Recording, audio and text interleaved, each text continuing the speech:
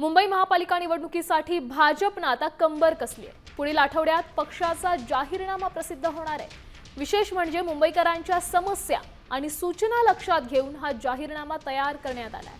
निवडणुकीच्या सूक्ष्म नियोजनासाठी भाजपकडून मुंबईत हायटेक वॉर रूम देखील उभारली जाणार आहे। याद्वारे वॉर्ड निहाय रणनीती आणि मतदारांचा कल यावर थेट लक्ष ठेवलं जाईल, ज्यामुळे मुंबईच्या रणांगणात भाजप पूर्ण ताकदीने उतरणार असल्याचं स्पष्ट झालं।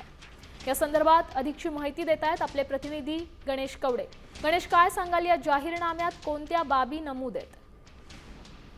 नक्कीच मुंबईसाठी आहे तो विशेष जाहीरनामा आहे तो भाजपकडून जाहीर करणार असल्याचं सांगितलं जात आहे। कारण की या अगोदरच भाजपच्या वतीने एक अभियान राबवत मुंबईतल्या वेगवेगळ्या समस्या आणि त्याचबरोबर तुमचा अभिप्राय अशा पद्धतीचा लोकांकडून अभिप्राय मागवण्यात आला होता आणि यामध्ये मोठ्या संख्येने लोकांनी सहभाग देखील घेतलेला पाहायला मिळाला होता। आणि यामध्ये विशेष करून मुंबईतील रस्ते असतील, उद्यान असतील, या सगळ्या समस्या देखील आहेत त्या मांडण्यात आल्या होत्या। आणि याच पार्श्वभूमीवर आता मुंबईच्या जाहीरनाम्यामध्ये भाजप आणखी नवीन काही प्रस्ताव देत आहेत का हे देखील पाहणं गरजेचं आहे।